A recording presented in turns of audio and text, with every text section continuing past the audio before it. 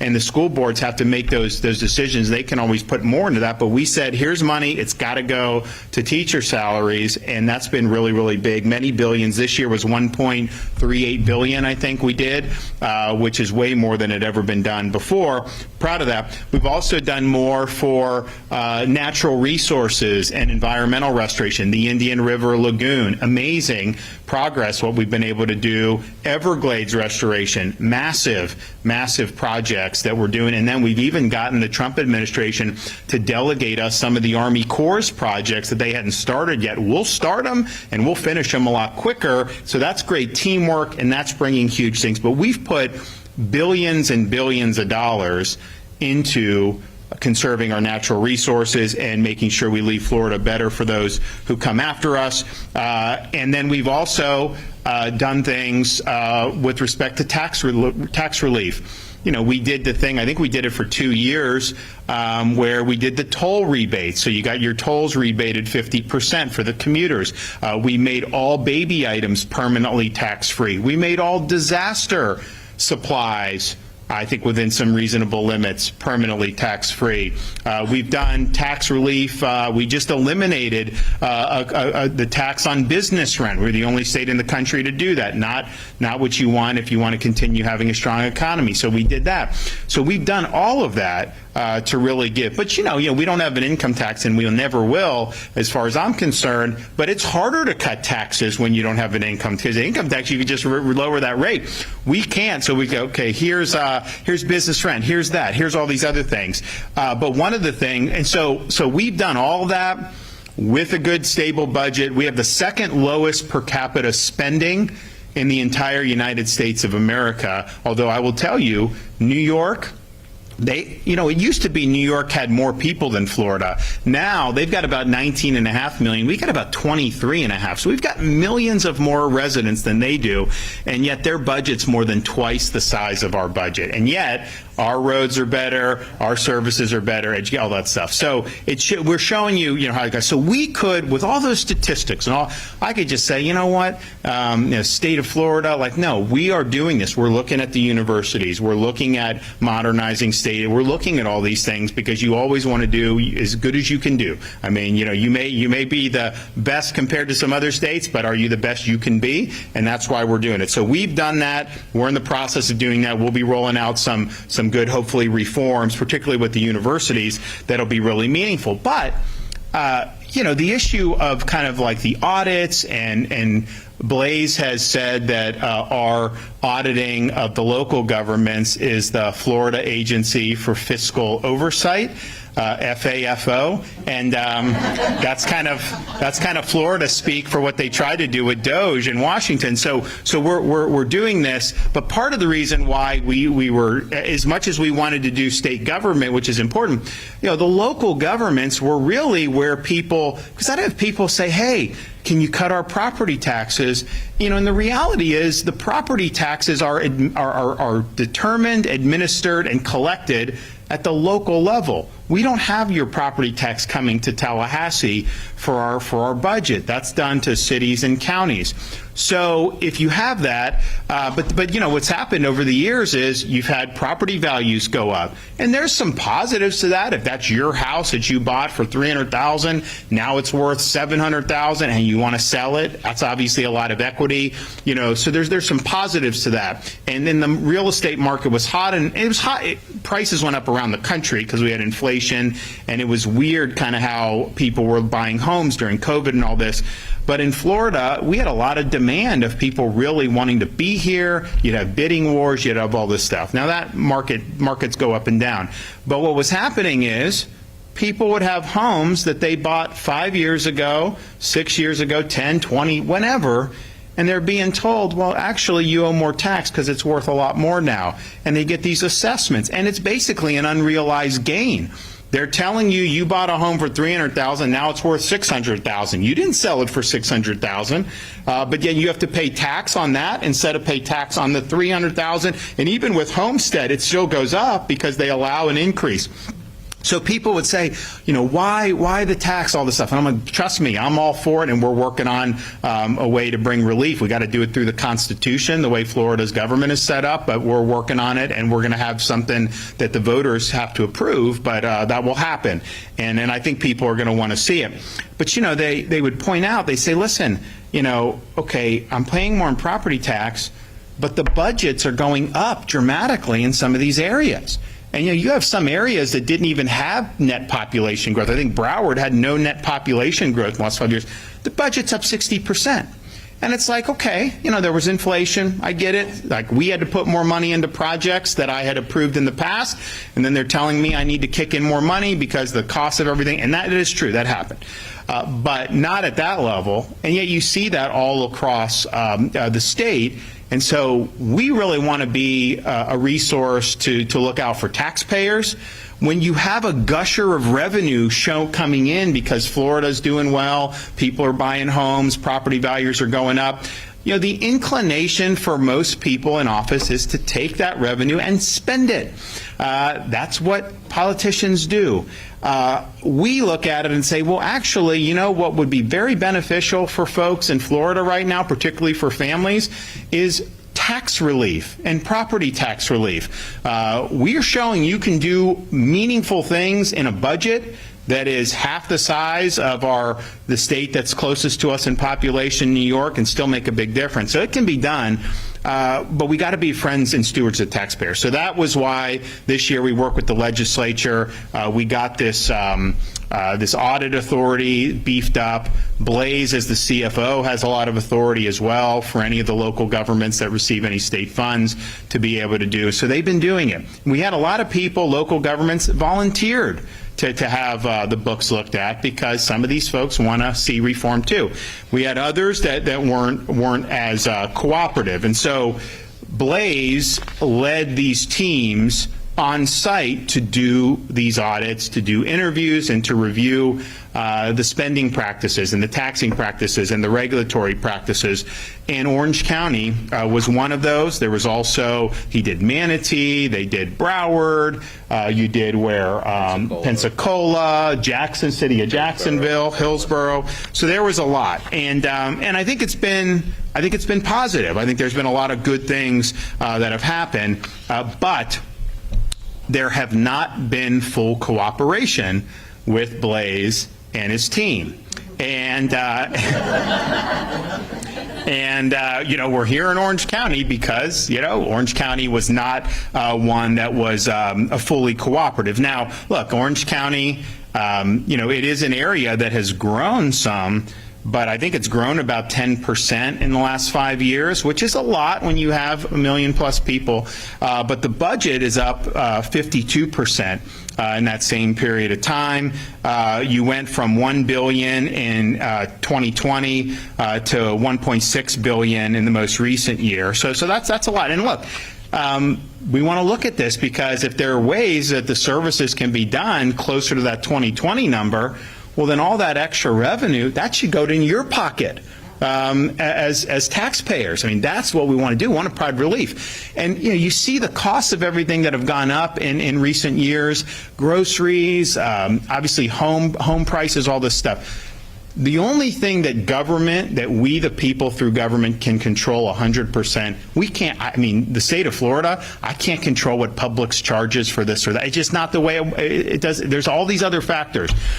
Tax is purely controlled by we the people, in this case through our Constitution. And so you can have property tax, you can lower, you can eliminate, particularly for Florida residents. That's all within our power to do. So if people are strapped, if it's tough because of costs that we've seen over the last 3 or 4 years, the tax relief is the best way we can make a difference. And the beauty of it is you've got senior citizens on fixed income whose homes are being assessed higher and higher. That's pinching them. But just think of what it does to a young family to buy a home and to not have to keep paying tax to the government for their personal residence. I mean, that's a huge, huge boost.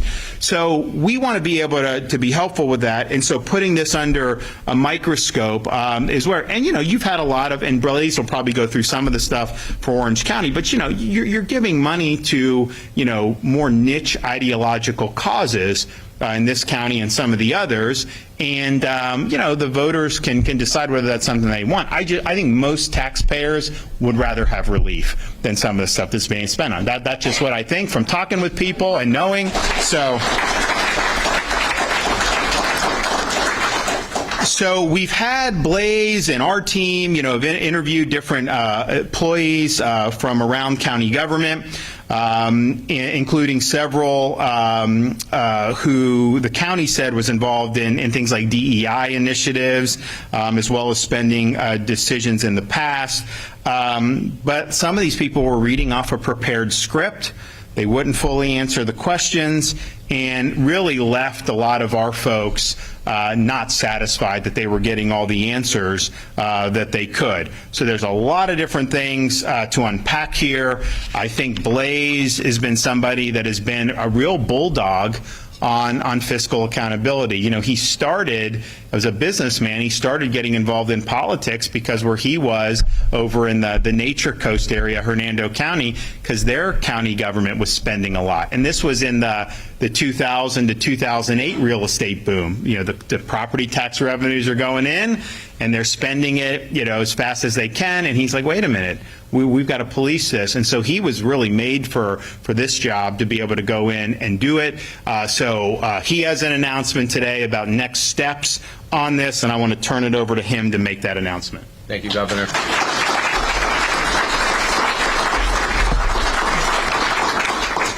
Good morning, everyone. Good afternoon, rather. My name is Blaise Ingogila. I'm your Chief Financial Officer. First, I want to thank Governor DeSantis for his leadership on this issue, not only going in and making sure governments are running lean and being accountable, but also leading the charge on property tax reform. We know that housing affordability in general, is a big issue here in the state of Florida because so many people want to move here.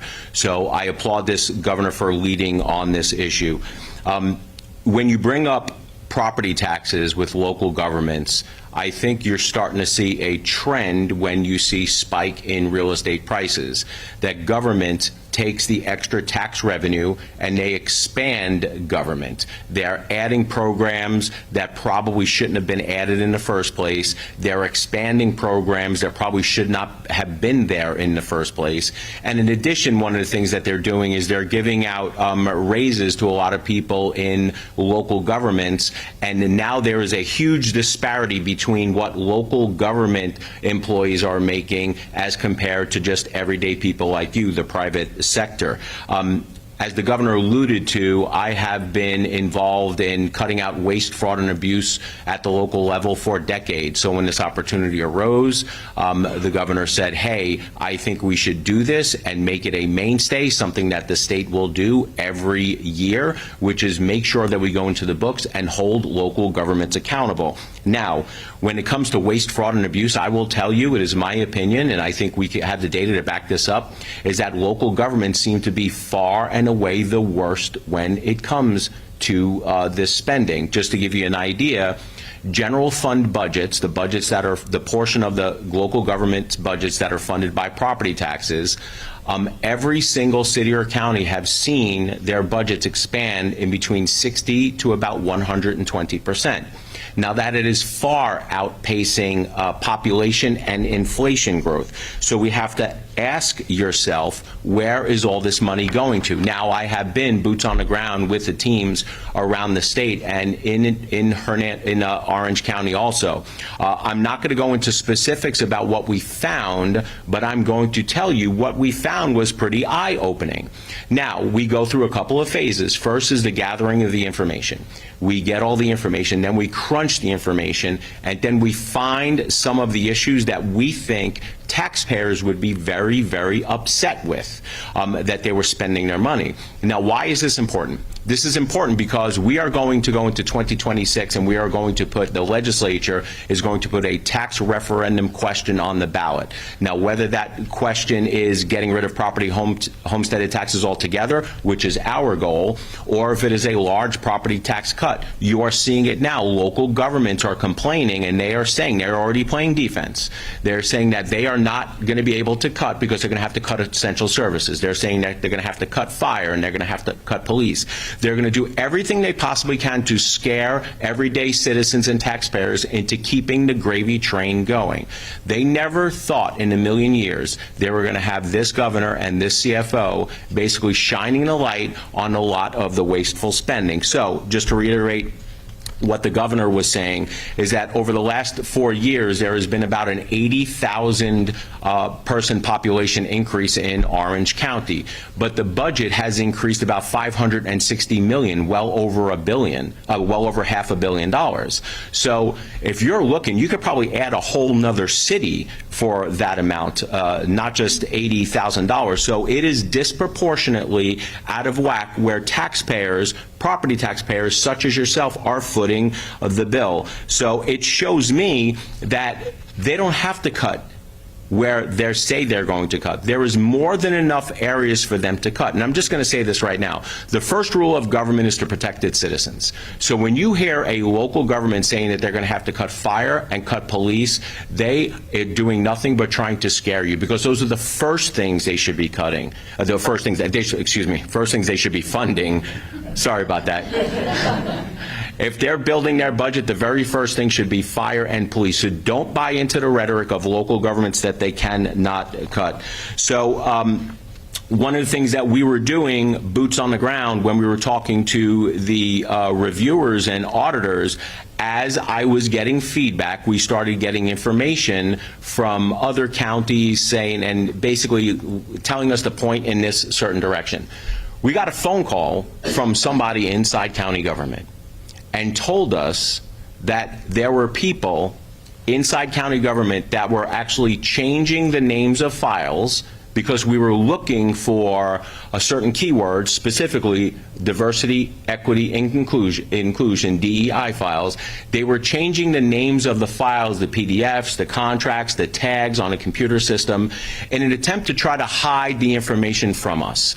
Now, this was just a tip. We didn't know if it was credible or not, but we had to do our own diligence and we started looking. So after a while, we started crunching and compiling and looking all this data, and we saw some anomalies that were very, very strange indeed. So upon our team's arrival, we started receiving those tips that Orange County employees were possibly tampering with documents to circumvent our review of their egregious spending. So when we started questioning, what we got were some shady answers, some incomplete answers, and what the governor had alluded to, some people were just basically reading off of a script. Just to give you an idea of some of the things that we found, or should I say lack of what we found. So we accumulated about 1.2 million emails of everything related to diversity, equity, and inclusion. Now, there were 6 grants that were given out for DEI programs. When we started searching the 1.2 million, 5 of those grants were not alluded to in any of those emails. So I wonder what happened with those emails. So it's telling me that it is probable that we did have county employees try to hide some of this information. And these grants would have also been reviewed by staff, citizen review panel, but we couldn't find any of that information. In addition, some of the procurement documents that would have been sent out for these contracts, a lot of the information was missing from that also. So I started asking the question. I called up the governor. I said, I think Orange County has something to hide. So what do we do? So, which leads us to the announcement today. All of that is why I, as the Chief Financial Officer today, are issuing investigative subpoenas for all documents related to these grant programs.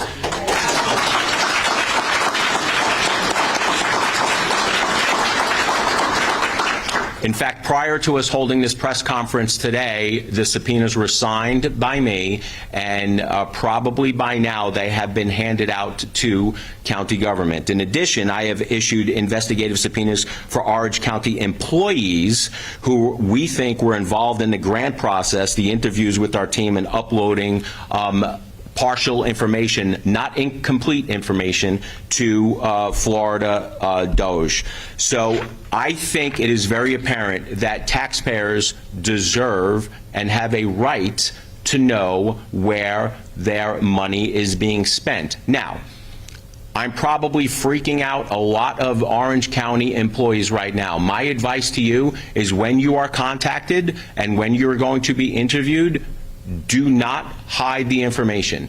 Be truthful with them. We know that people above you told you to go and change the information in an effort to try to hide the information from us. Don't lie to us, because if we have to, we will bring in FDLE and digital forensic units to find out exactly who did what. So please, be truthful with us, be forthright. Our job is to make sure that we get rid of the spending in advance of a property tax cut. Do not put yourself in a situation where you're lying to law enforcement. When I took office, I promised that I was going to be a fiscal pit bull when it comes to spending. I think we're proving here today, and continue what we're doing every day, that we are rooting out waste, fraud, and abuse, and I'm going to continue to hold those promises. I mean every word that I say. If local governments hear my voice, and if they thought me issuing subpoenas, investigative subpoenas, were just a throwaway, sort of like a threat to local governments, well, Orange County fooled around, and now they're about to find out. Okay, Alicia.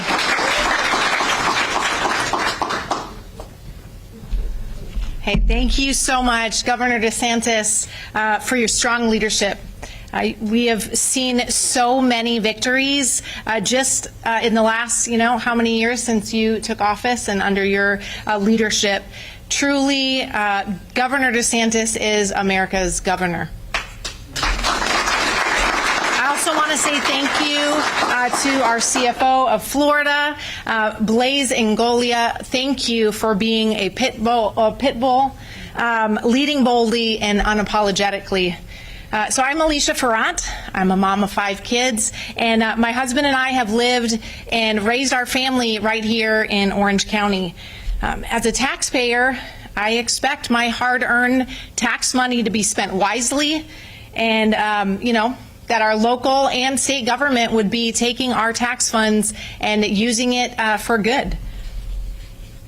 The reality is we need accountability, and most importantly, we need integrity in our local government.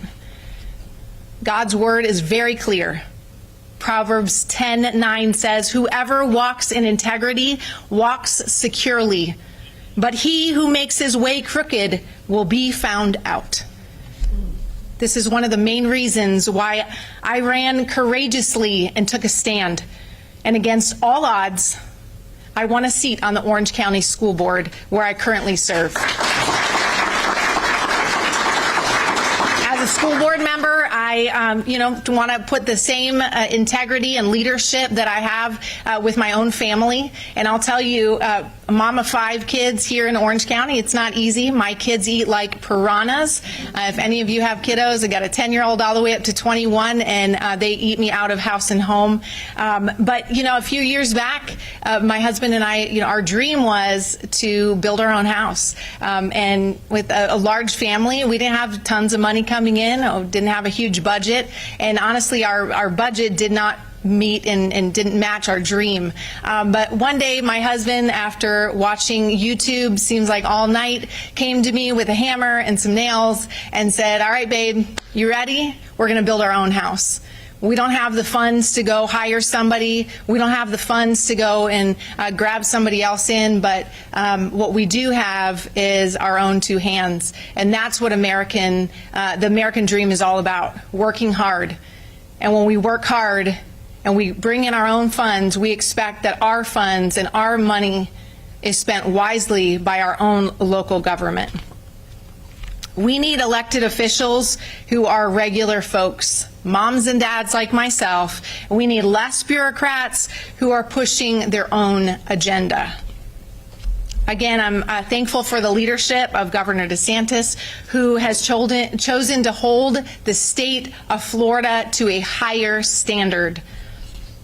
And I'm also proud to say that in Florida, we are leading the way for the entire nation to follow. In my leadership here in Orange County, I stand with the governor as we stand for what is right. Okay. Thank you.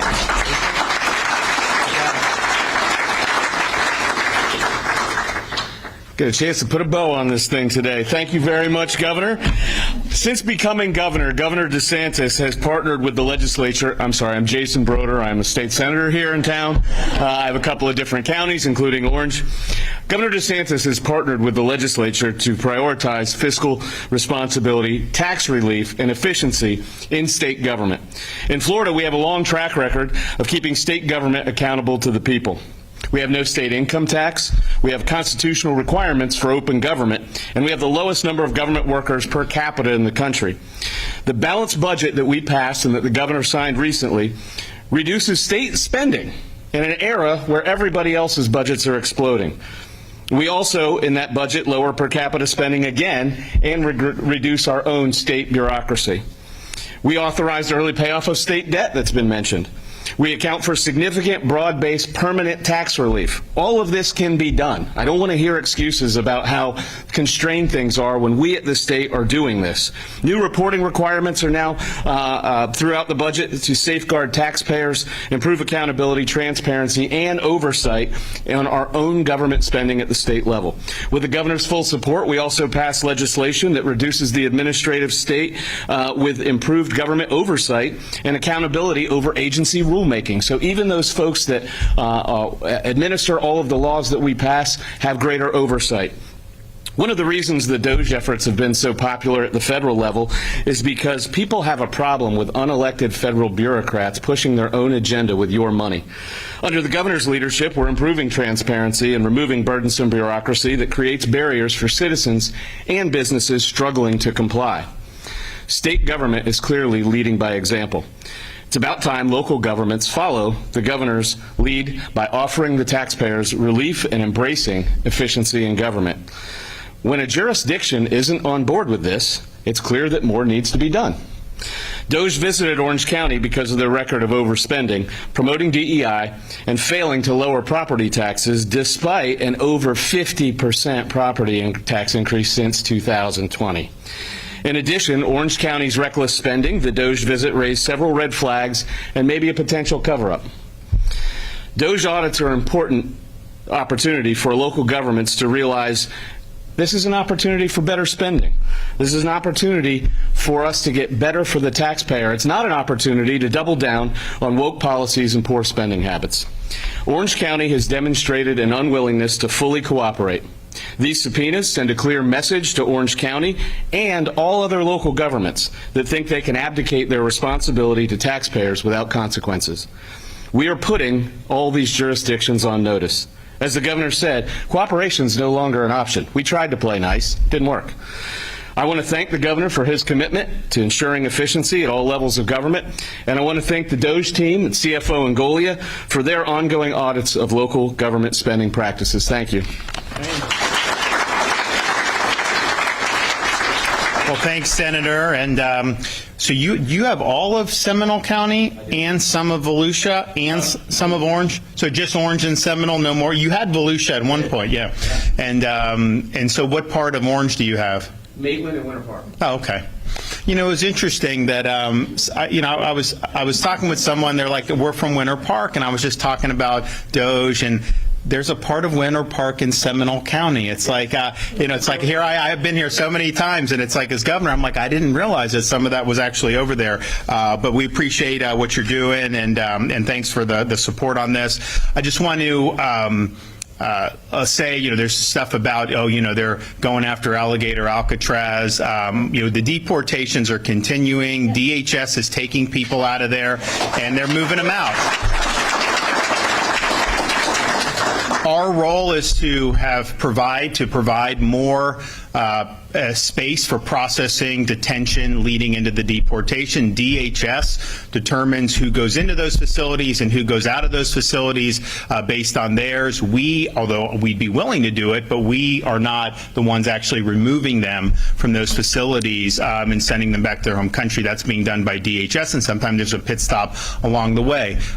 We have, Sheriff Grady Judd from Polk County was at our most recent immigration board hearing, said, we have way more illegal aliens that we're apprehending than DHS is able to house, process, and deport in an orderly fashion. That's why we did Alligator Alcatraz. That's why we're doing the deportation depot up in Northeast Florida in Baker County, right next to Jacksonville. And that is going to be, so we have thousands that can go to Alligator Alcatraz, another 1,300 in Baker County for the deportation depot, and then we're even working on, I'm working on more. So, but the reality is there's a demand, there's a need for many, many more thousands here. And so we've worked to meet that need. Ultimately, if DHS expands their own footprint and capacity, then maybe that need will go down. But as of right now, that need is very strong. And so I do think that they have increased the pace of the removals from there, which is on their time schedule. And then who they send in or don't send in is on their decision. That's we're there to provide, be a force multiplier on all that. And we will continue to do it. I think it's an important mission. You had this guy that was driving this tractor trailer, and he tries to do this crazy U-turn, and he killed 3 people in the process. Come to find out, he and the media was like, why didn't the troopers detain him if he was here illegally? What happened was he came across the border illegally from India, and then Biden gave him a work permit. And so Biden gave him the ability to get this commercial. Now, he still shouldn't have gotten the commercial driver's license, but that's how he was his entree into doing this. And so he went to Washington, he went to California, he got it. He didn't speak English and understand English. He failed the test abysmally. And it's like, when you have a sign that says official use only or no U-turn or things, like, abide by it.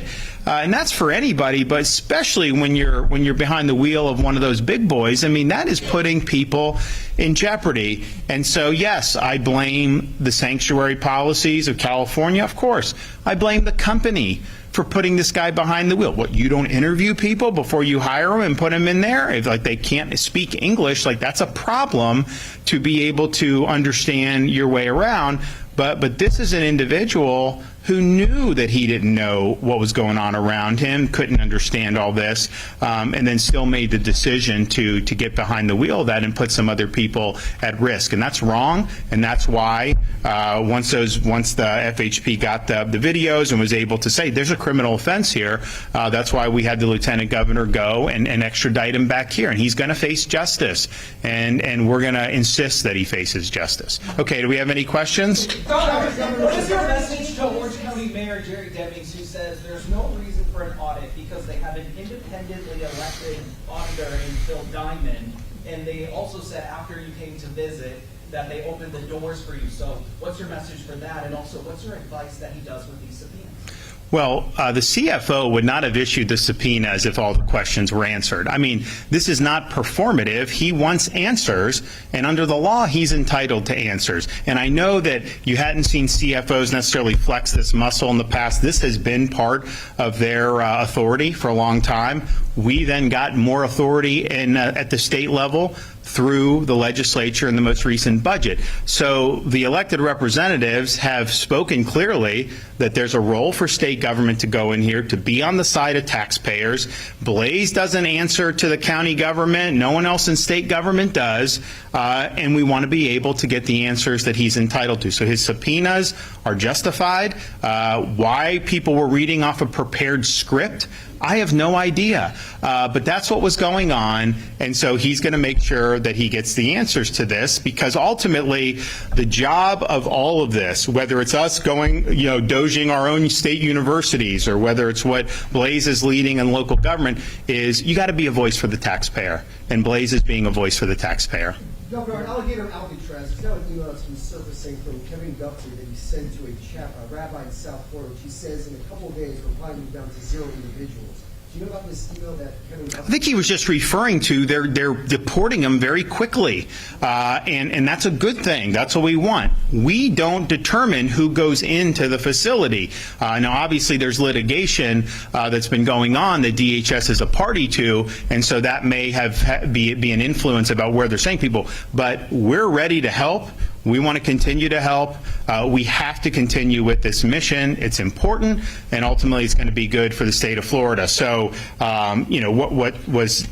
alligator Alcatraz, this is just people, trying to get spun up to be able to have something. I mean, you'll literally go, there'll be 10 people with signs and stuff, and I'm just like, if it were me, I would find better things to do. I really would, but that's what they need, something to kind of do.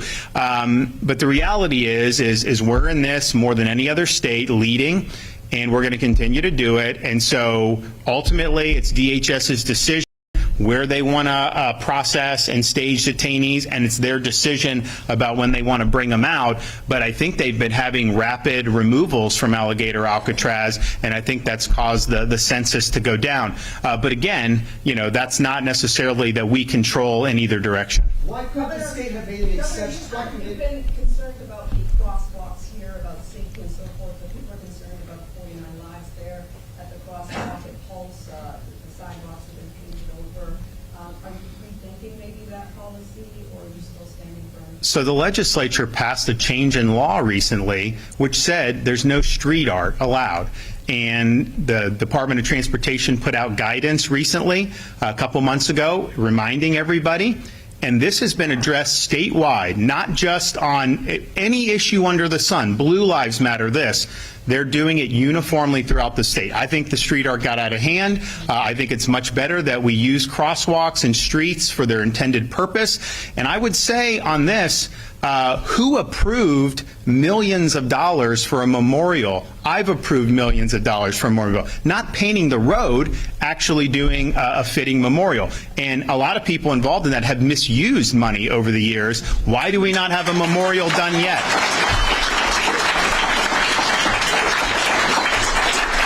Are you considering removing any Orange County employees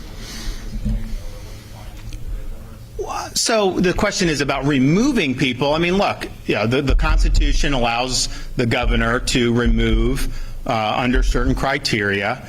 It's not something that I do lightly. I mean, people bring me the kind of the goods, because I'll go around and people be like, hey, remove this person.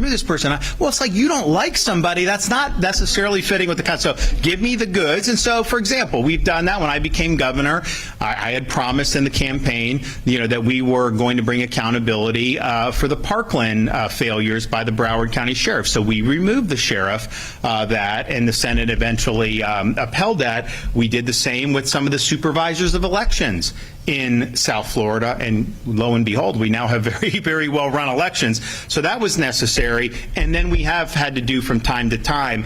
And so the question is if there's conduct that merits that, well, that goes without saying, we can do that. But I think the intent is to get the people the answers. We expect compliance with these subpoenas, and then we'll be able to go from there. But what I want is for the process, the authority that's been put in place in law, both with CFO and state government, to just be respected and honored. I mean, we have these debates. I get it. Look, there can be some friction. I mean, Florida politically now is like a big red peninsula with some blue dots, right? Orlando's one of the blue dots. Gainesville's one of the blue dots, and that's fine. But the reality is when you do debate these things and put this stuff into law, the ability to conduct these audits, the ability or actually the mandate for DOT to keep the streets clear of markings or messaging or graffiti. That's just, the people have spoken on that. I think Broder and his colleagues passed that unanimously in the Florida Senate. I signed it in the law. If I sign it in the law, how could I then say, well, you can do this, you can do that? Because then you end up having to adjudicate, well, that message is fine, and that's not what we're doing. We wanted to get out of that business, and I think that's right. Now, some of the local governments who are not necessarily on state roads, I have to see, I know Key West is coming up, Delray Beach. There may have been one or two others who basically just said, we're not going to comply or whatever. Guys, we're going to get it done. We're going to follow the law, and it's going to end up, so you can do it the easy way, you can do it the hard way. That's really up to you. I mean, there's obviously certain parts where anytime a state does something, there's a desire to kind of virtue signal, and I think we're seeing that in some of those jurisdictions. But the reality is we have this authority. We have the DOJ authority. So let's get the facts. Let's let taxpayers know. I mean, I do think just on the face of some of the things Blaise said, you went from what, $1 billion to $1.6 billion for the thing, almost $600 million increase in the last 5 years. Now, there may be folks that will show, hey, that was absolutely necessary. Look, let's have that debate as Floridians.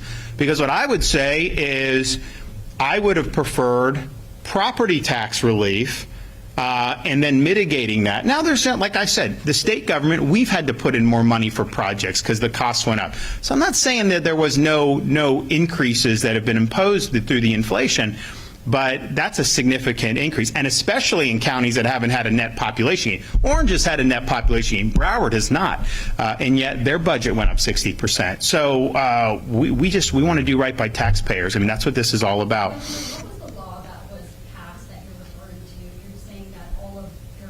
So I would refer you to the DOT memo. My staff can send you the DOT memo. It cites the statute. This was implementing guidance that was published probably a couple months ago by Jared Perdue at the Florida Department of Transportation. And what it does is it says state roads, no. Then it also says local governments have to follow the state standard.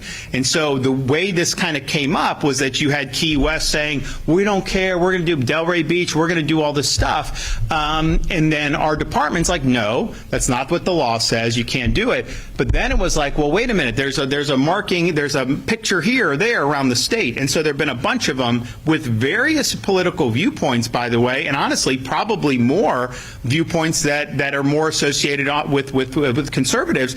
And yet the DOT said, no, we're going to go do that. So my folks can provide that for you. It's very clear. I think everybody knows kind of where we're at with this, and we're just going to abide by the law. That's going to happen. Yeah, go ahead. Blaise? I have a question for Blaise, actually, on the topic. Before we get to that question, just real quick, there's a couple of things I just want to answer and clarify. As far as property taxes, what I'm going to tell you is that this initiative is very, very popular with voters about rooting out waste, fraud, and abuse from local government and lowering property taxes. I see a lot of heads nodding up and down.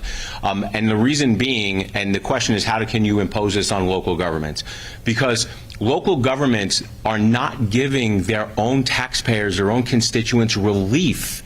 So the state has to come in and do something about it. We are the ones protecting the taxpayers. We wouldn't be in this situation if local government's budgets did not get out of hand. So we view it as we are sticking up for the taxpayers where local officials are not. Because even that people are complaining that their property taxes are high, we're still seeing some local governments increase budgets and increase property taxes. Now, yes, some of them are cutting budgets, and we thank them for that. Some of them are adopting rollback rates and not increasing their budgets. We thank them for that also. But at the end of the day, this issue is going to be on the 26th ballot, and people are going to vote overwhelmingly for property tax relief. I also want to answer the question that was asked about the audits, saying that mayors were talking about the audits and say, hey, we're already doing audits. We are going one step further than an audit.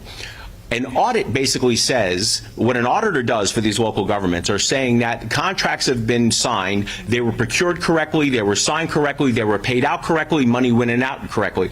We are checking that, but we're also asking, was the contract that was actually signed a good use of taxpayer dollars? And I'm going to tell you, when you find out what some of these governments are paying, the answer is going to be overwhelmingly no. So Demings can say, auditors have checked everything, everything checks out. He's not checking or answering the question, was the initial contract that was signed a good use of taxpayer dollars? What specifics about these grants in question? You talk about this $1.5 billion budget. How much do these grants cost, and how much would it save the taxpayers in order to kind of get rid of them? What are these specific programs you're I'm going to tell you right now that I want to say those grants over the last 3 years total about $500,000, $600,000, which is not a lot. But it's the question of them hiding the information because they know they are going to be embarrassed that they were spending the money in the first place. But I'm going to tell you right now, that is a drop in a bucket from what we're actually finding. That is nothing compared to what, when the reports come out and voters see what they're actually spending the money on, then they are going to be outraged. Well, Right there. How many county employees? I'll let him go in a second. I just want to, and Blaise alluded this in his original remarks. If you look at kind of salaries and benefits, federal is higher than state, but county and city are oftentimes higher than federal, right? And so, look, I want people to do well. I'm not like, and I just pushed a big pay increase for Florida Highway Patrol, and I want to do more next year. And I'm not, but I do think there's going to be, and Blaise will show a lot of examples in county and city government where some people are getting, pretty significant, paydays. And it's like, okay, you have like the governor of Florida, the CFO, the attorney general, like they're at a certain level. And like we've kept it, so I don't want any, and then like a county administrator is like twice that much to run a county when someone's running a state. It's like, wait a minute, like, there's some stuff there. So I think like some of the grants and not being honest is indicative, I think, of a larger issue, and I don't think it's like, oh, well, there's, this much in grants. I will say, though, across the state, I mean, there's definitely many, many millions and millions of dollars that were spent, on some of the more political stuff, for sure, is what we're finding, across particularly some of the bigger counties. Did you have Blaise? Okay. Yes, thank you. Mr. Ingogila, how many county employees would you say, an idea so far, gave you some of those partial records, read off a script, and how far up the chain of command do you think that goes? So the first answer to that question is I'm not going to disclose how many investigatory subpoenas we issued today because it is part of a pending investigation. But I will tell you that this may not be the end of the investigatory subpoenas. If we sit down and we have conversations and they say that their superior told them to do that, and then we issue an investigatory subpoena to them and they say their superior told them to do it, we're going to continue until we find out who made the final decision to hide the information from the state. Is Orange County the only county that you issued these subpoenas? Orange County the only county so far? I will tell you that Orange County is the first county that we issued subpoenas to, but there are other counties that are being just as elusive that we may actually have to issue subpoenas also. Do you have similar concerns about City Hall here, or maybe on some TV, or maybe you come out on that audit money for the city? When budgets go up over 4 or 5 years in between 60 to 120%, I have issues with every county, whether it is a Democrat majority county or a Republican majority county. I have issues with wasteful spending. I have issues with government spending things on things that should not be spent on and then continually asking the taxpayers for more, more, more. The taxpayers have had enough, and so have I. Yeah, I think you.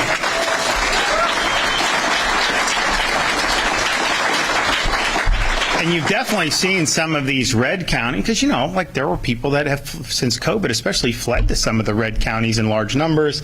Property values went up, gusher of revenue, and then they're spending. So that is true, and I don't think it's just a partisan issue. But I mean, it's frustrating on the property tax because, first of all, my position is, you own your home in the state of Florida. If that's your homesteaded residence, I don't think you should have to pay rent to the government. I think you should own your home.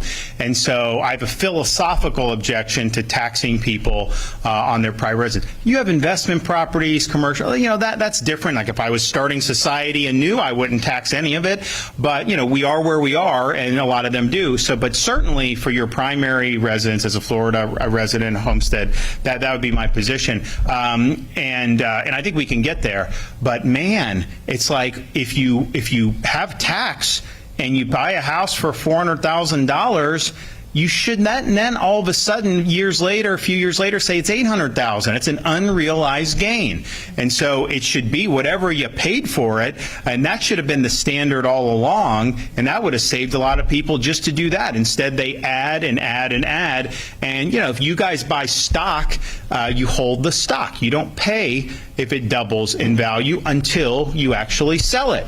And the real estate and the homes seem to be the one example where we know that's not good tax policy, and yet that's grown into just an accepted practice where you get a new bill and someone has assessed value to your house. Property, real estate goes up and down. I mean, from 2000 to 2007, a little into 8 in Florida, and nationwide, it went up, right?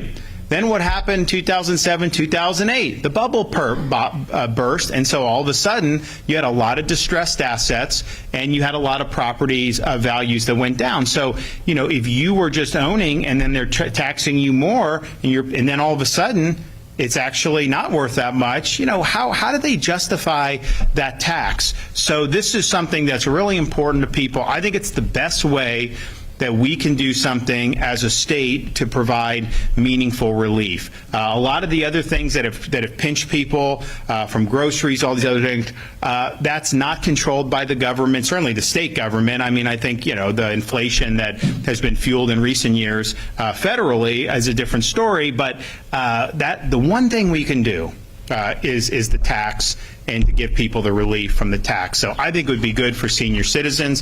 I think it would be good for young families. And this is part of that process, to be able to have a voice for the taxpayer, show how these resources are being, the gusher of new resources that have come in, how that's being spent, but then ultimately to be able to show there's a better way. And that better way means that you actually own your own home free and clear of the government. Okay, thanks everybody.